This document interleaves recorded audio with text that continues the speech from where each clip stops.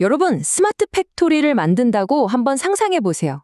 이때 정말 중요한, 어쩌면 회사의 미래를 좌우할 수도 있는 결정의 순간이 찾아옵니다.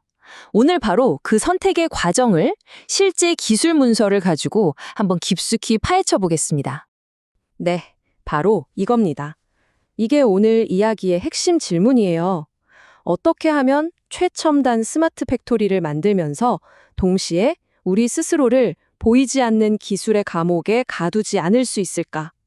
혁신이냐, 아니면 자유냐? 이 팽팽한 줄다리기에 대한 이야기입니다. 자, 그럼 첫 번째 섹션입니다. 올인원의 함정. 이름부터 뭔가 좀 그렇죠? 편리함 뒤에 숨겨진 비용이라. 어떤 상황이냐면 한 회사가 눈앞에 놓인 두 갈래 길에서 고민하고 있는 거예요. 하나는 모든 게 다 갖춰진 아주 편한 길. 다른 하나는 좀 더 멀리 내다보는 전략적인 길. 과연 어떤 선택을 했을까요? 자, 눈앞에 놓인 선택지가 바로 이 두 가지입니다.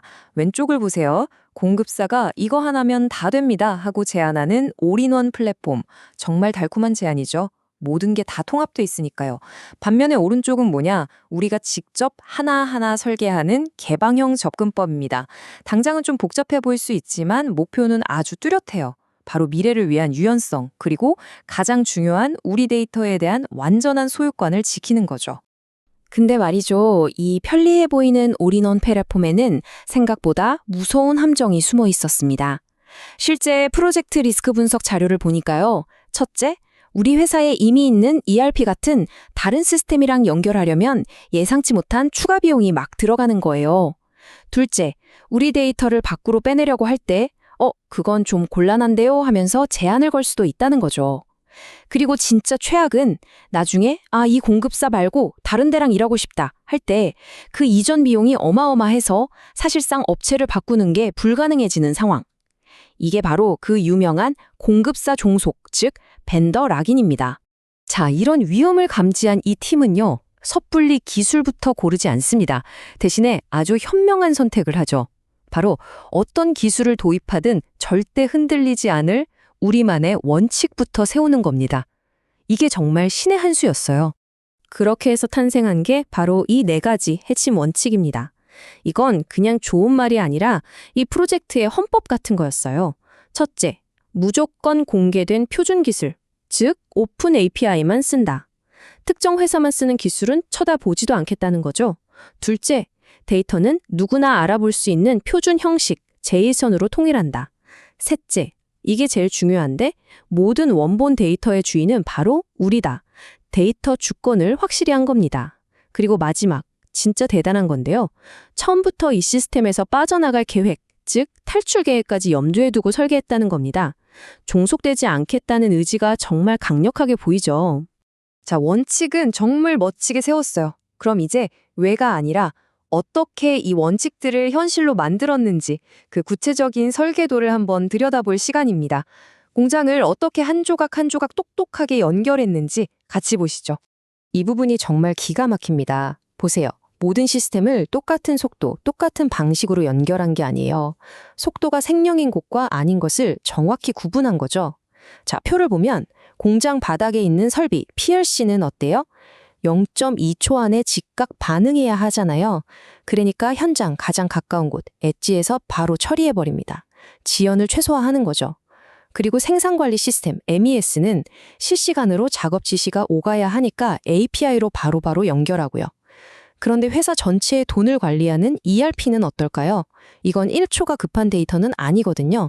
그러니까 굳이 실시간으로 부하를 줄 필요 없이 하루에 한 번씩 데이터를 모아서 처리하는 배치 방식을 쓴 겁니다. 정말 영리하죠? 각 시스템의 성격에 딱 맞는 맞춤형 연결 방식을 찾아낸 거예요. 여기서 계속 REST API 이런 말이 나오는데 이게 도대체 뭐야 하실 수도 있겠네요. 아주 간단해요. 그냥 서로 다른 프로그램들이 사용하는 언어를 통역해주는 만국 공용 통역사라고 생각하시면 됩니다. 우리가 이 표준 통역사를 쓰기로 약속했기 때문에 A라는 회사의 시스템이든 B라는 회사의 시스템이든 언어 걱정 없이 자유롭게 대화하고 데이터를 주고받을 수 있게 되는 거죠. 이게 바로 개방성의 핵심입니다. 그럼 이 똑똑한 시스템이 공장에서 실제로 어떻게 돌아가는지 그 데이터의 여정을 한번 쭉 따라가 볼까요? 자, 시작은 공장 설비에 붙어 있는 작은 센서입니다. 여기서 데이터가 딱 수집돼요. 그럼 바로 근처에 있는 엣지 시스템이 이걸 보고 순간적으로 판단을 내립니다. 이거 뭔가 느낌이 안 좋은데?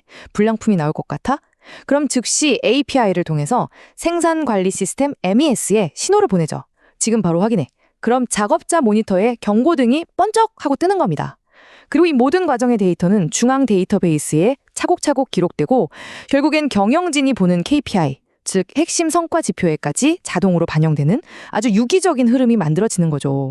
자, 이렇게 공들여서 시스템을 만들었는데 그래서 결과는 어땠을까요? 모든 일에는 빛과 그림자가 있는 법이죠.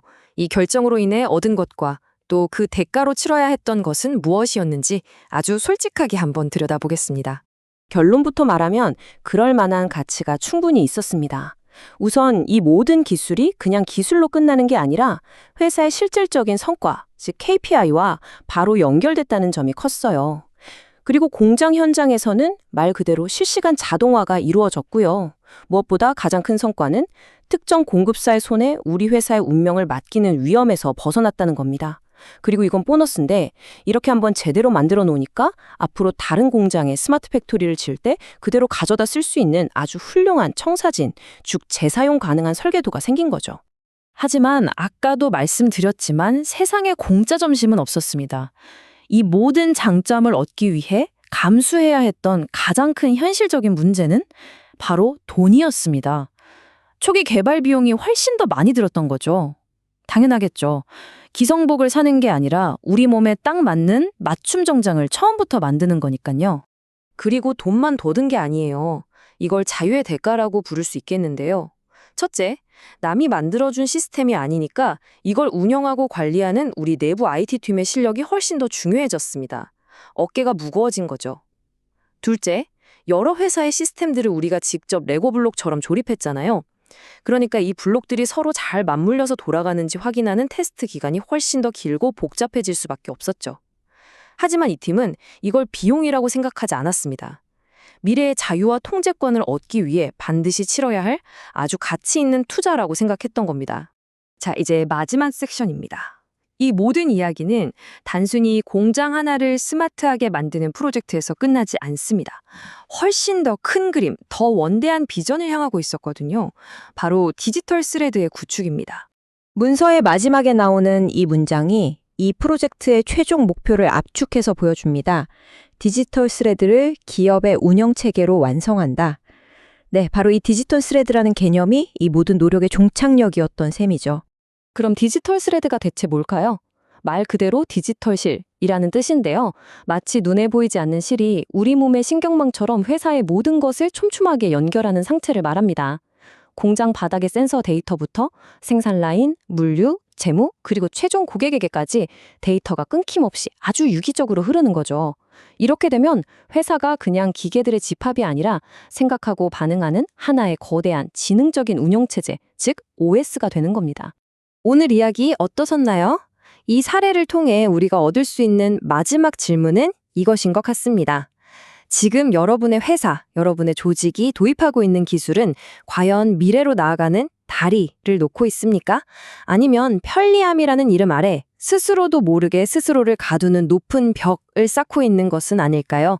한 번쯤 깊이 생각해 볼 질문인 것 같습니다.